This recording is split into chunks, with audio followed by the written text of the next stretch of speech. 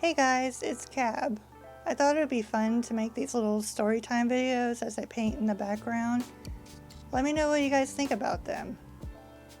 This video is going to be about my experience with exotic pets and my opinion on them. I thought it'd just be an interesting subject since I love animals.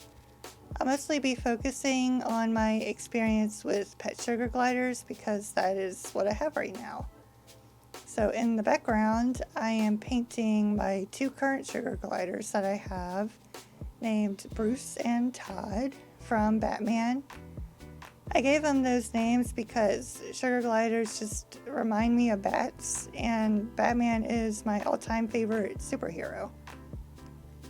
I got Bruce and Todd from a rescue, and I remember the girl that rescued them told me that the previous owner starved them. When Bruce and Todd arrived at the rescue, they were pretty much skin and bone.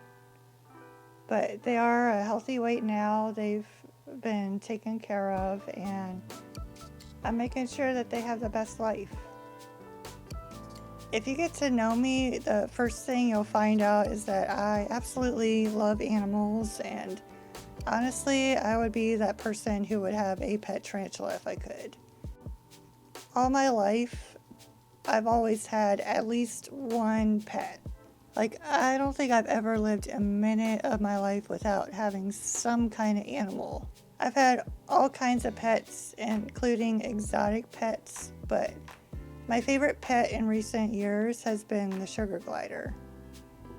If you don't know what a sugar glider is, it is basically a little flying possum from Australia.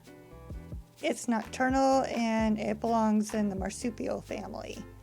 And it looks very similar to a flying squirrel.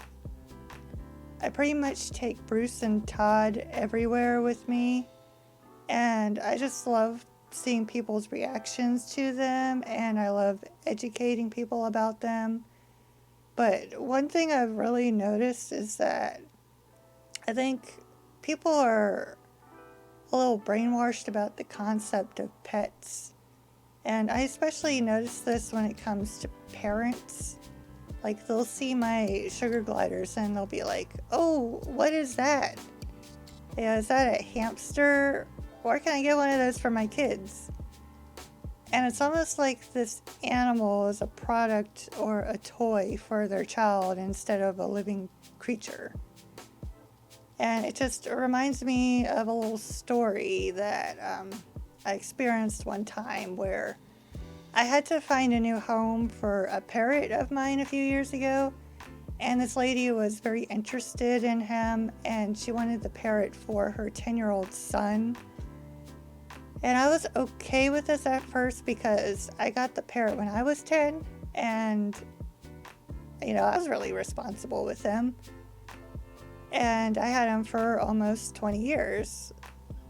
But when I interviewed this lady, she was like, "My son really wanted a pet owl, but they were too expensive, so this parrot will do."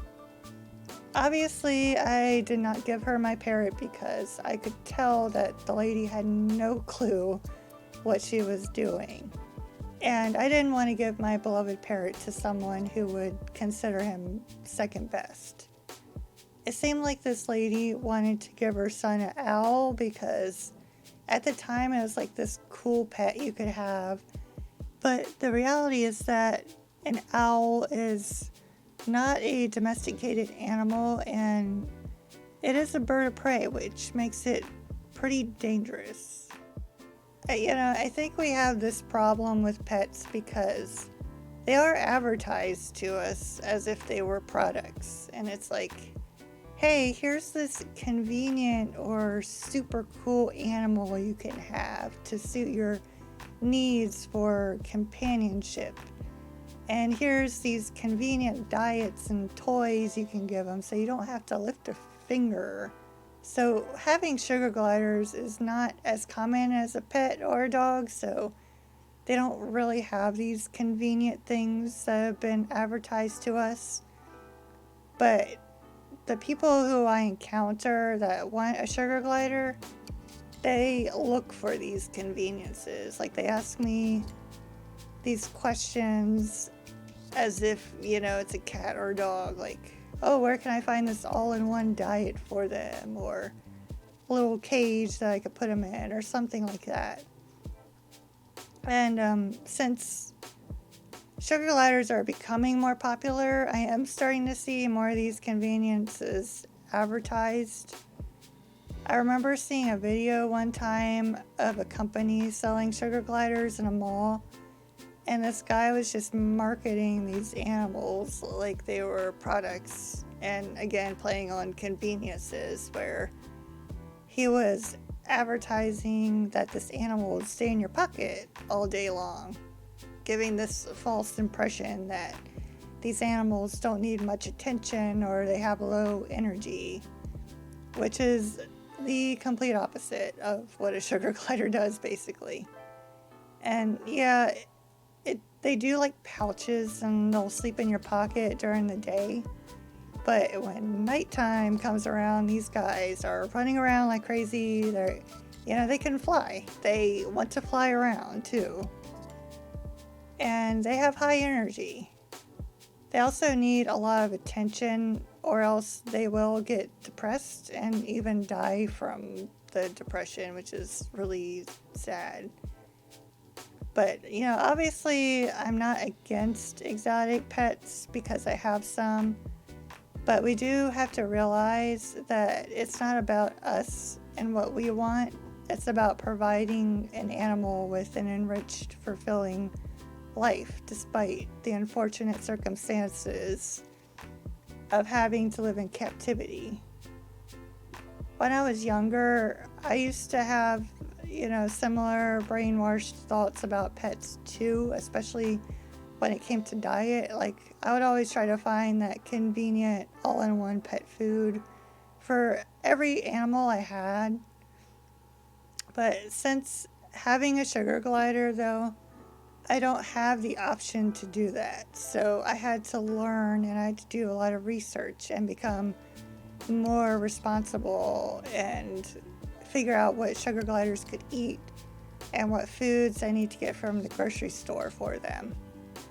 In my opinion, as long as you're very responsible and you do your research, having an exotic pet can be really rewarding.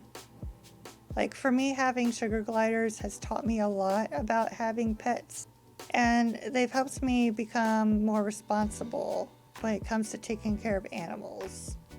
I think I'll go ahead and wrap this video up here. Let me know what your thoughts and opinions are below.